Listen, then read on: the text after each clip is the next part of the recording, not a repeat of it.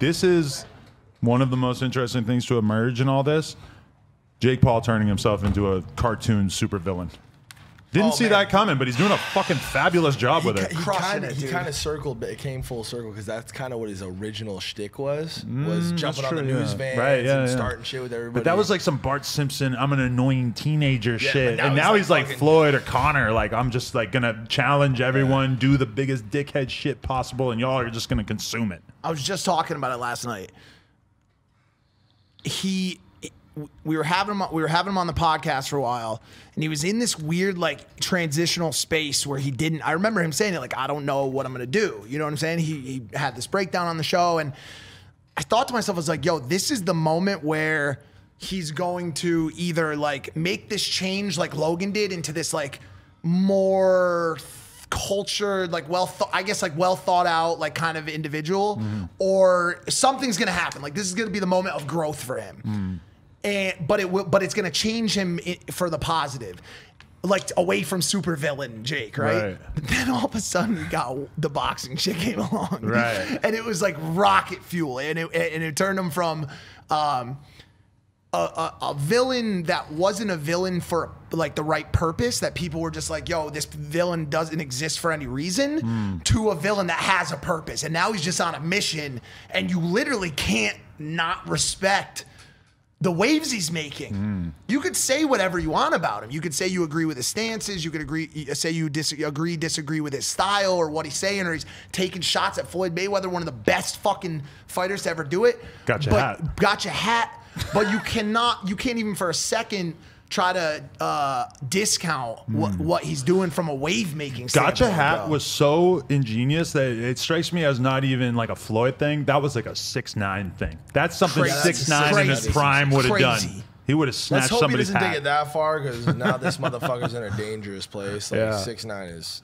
But I just wonder if you're Jake Paul and like you're creating all this villain energy and everybody's paying attention and stuff. It's like, will he ever sort of like pull back and try to present himself as more of like a regular, real person? Like, or does all this kind of exclude him ever being able to have the kind of relationship with their audience that I would say like you have, where they empathize with you and look at you as like a regular person? With him, it's almost like, does this kind of put you in a box where you're just the devil at a certain point? Like a character. It's either this is all really who he is, but it's not, and that's been part of it. Or it's not, and if it's not, then listen, one thing about Jake, I've always given him credit for this, even in the times when we've beefed.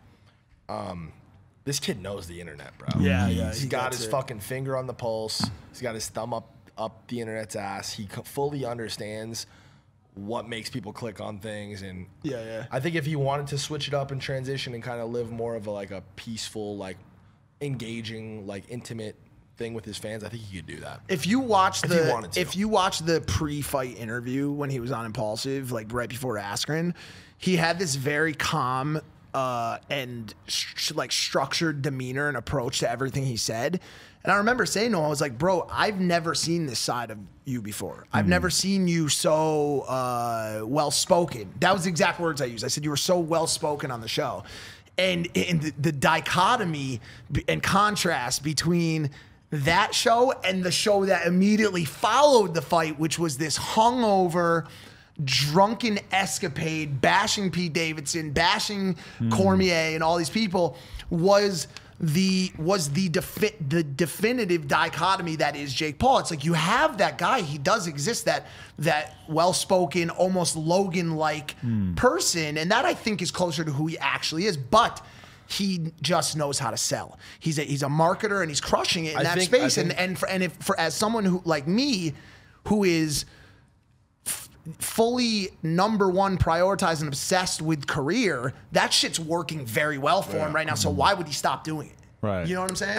And I think a lot of it has to do with, at first, when I saw how he kind of reacted to the win. You like to see people win gracefully and like humbly, right? Typically. But Jake has found himself in an interesting position where he kind of is the villain of the internet. He has a lot of people who really dislike him and voice that and are super strong, have that opinion and are super strong about it.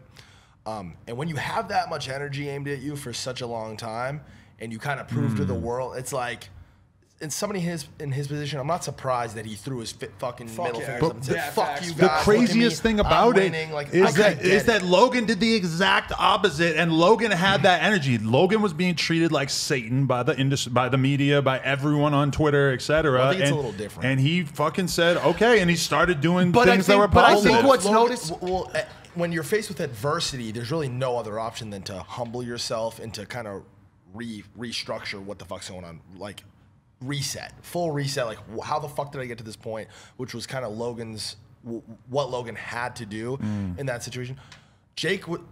Logan was coming off a huge L, and Jake is coming off a huge W. You know what I'm saying? But also Jake has had those adversities. But I personally believe that is because, listen, as you know, me and Jake have historically not been seen eye to eye on a lot of stuff, and we've had our little shortcomings. Behind the scenes, we're always fine for the most part, but he's had those same kind of adversities that Logan has. He's had major problems on the internet. But I think that as a creator and as a business person, Jake is actually much closer to the way we operate, which is don't give a fuck. He doesn't really give a fuck, right? And so like I think Logan has aspirations of being The Rock. Logan has aspirations of being the next, globally known entertainer and superstar. And I think Jake doesn't really care as much about that stuff and would rather follow in the footsteps of somebody like a Conor McGregor or a villain of some sort, and run that. Both of them are both great approaches. They're so lucky to have each other at the end of the day, because almost anytime you bring up Logan or a story about Logan or what he's up to, Jake follows, you know what I mean, and vice versa. And they're both massive, you know what I'm saying? They're so lucky to have that. Yeah, it's great. And now they're spending, I think, honestly, like my absence has allowed Jake to rejoin, and I think they've been spending more time together, which you love to see. I mean, you really love to see that, to see brothers spending time together. And so it's like... The thing I like is that Jake, at least like his ridiculous level of confidence in this whole character that he's sort of putting on, at least it's fundamentally sort of based in him apparently being very, very good at this boxing thing and taking it so seriously, which is like...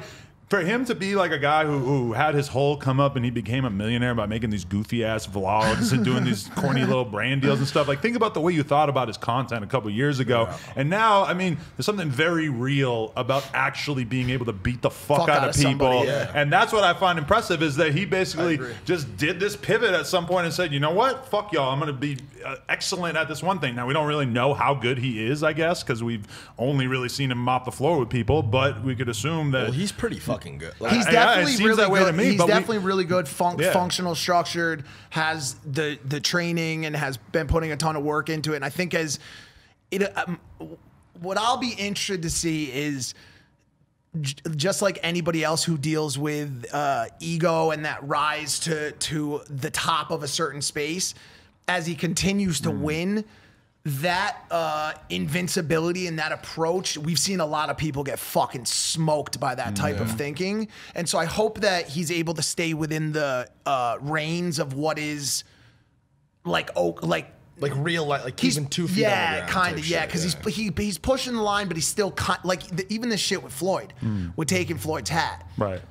Floyd and TMT, those motherfuckers don't play around. Which a lot of bad things could have happened there. Yeah, you know what I'm saying? I mean, he could have took a blow from a weapon. He could have took a fucking he could have got actually hurt. And so you just hope that he's able to keep it within some semblance of safeguards and not go too far outside of that. But I mean, dude, you can't say that it's not fun to watch. Yeah, and I think he could weather an L. I think if he got beat by Ben Askren, it's like it wouldn't really be that tough to convince everybody. Like, I got knocked out by a fucking UFC fighter.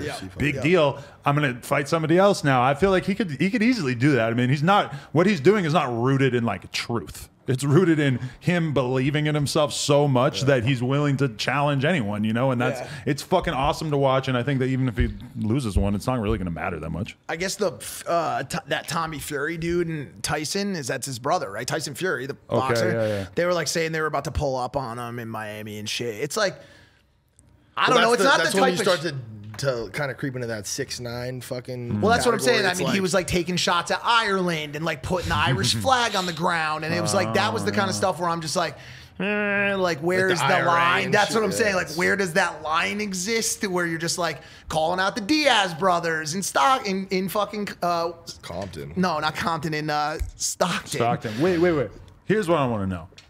if Austin McBroom wins this shit, can we see Austin McBroom versus Jake Paul? Absolutely not. No? No shot. He's no chance? Nah, maybe if the money was 100% right, but Jake has elevated, like just like Logan is fighting Mayweather, Jake's going But he's up that definitely a lot same closer. ladder. He's definitely a lot closer. Yeah, but Jake's just going up that ladder to a point where I think he almost has to fight within the restraints of certain credibility. Right. And so it's like if he goes from Askren, who was a fighter, back down to McBroom, that's not what the people want to see. They want to continue But to if see him. McBroom takes the same kind of route and climbs it and starts beating people, Or Bryce. Yeah. Or Bryce Hall. There's It no would be telling- amazing to you're see right. them fight there's as well. there's no telling what's going to happen. A year from now, maybe, who knows, maybe Austin or Bryce are the fucking truth too, and they work really hard, just as hard as Jake, and they climb that ladder, and then it's like, it becomes this thing where there's a huge draw from both, and they're both winning. There's always going to be a that's how fight to fights- make for That's how Jake. fights happen, yeah. Because there's always going to be a fight for Jake. Because he could pull from tons of shit. He could fight like more of a lower level boxer. He could fight a UFC guy who's retired. He could fight a YouTuber, a TikToker, etc.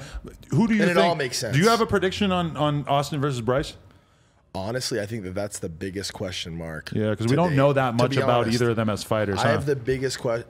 I think it's the biggest question mark. Honestly, everybody I've talked to that's trained with them and stuff, they're both completely have really almost no experience outside of what they've been working at